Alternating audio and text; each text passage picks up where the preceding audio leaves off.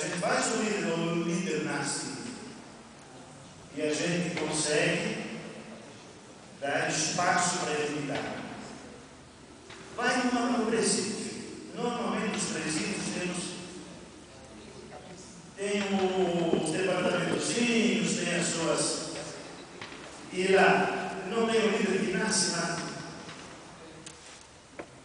Quer dizer que uma vez que eu visitei o presídio, o diretor que deu hoje, o senhor fala sobre o coleguismo dentro do presídio. Eu já entendi logo.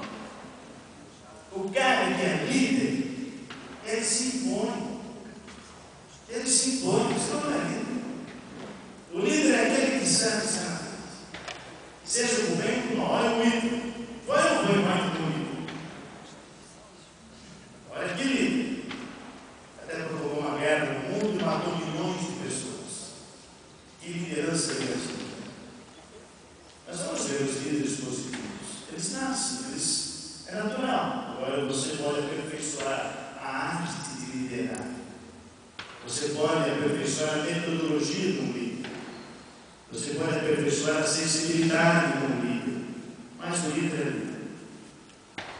Então fique esperto nas comunidades e faça um convite pessoal.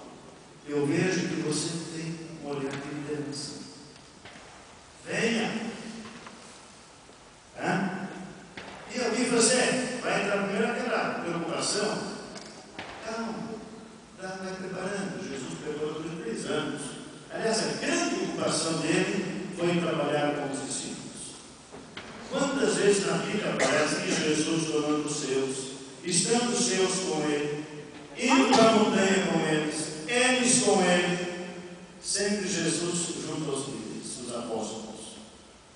Porque depois eles iam ter que assumir as coisas. Olha a liderança que ele preparou. Sabemos que o Joãozinho escapou, chegou aos seus 90, quase 100 anos de idade, que não foi assassinado, mas todos os outros praticamente foram assassinados. Por quê? Porque foram líderes. Souberam liderar, tiveram a arte, a humildade do aprendizado, escorregaram, caíram, foram presos, as correntes se abriram e por aí. Mas foram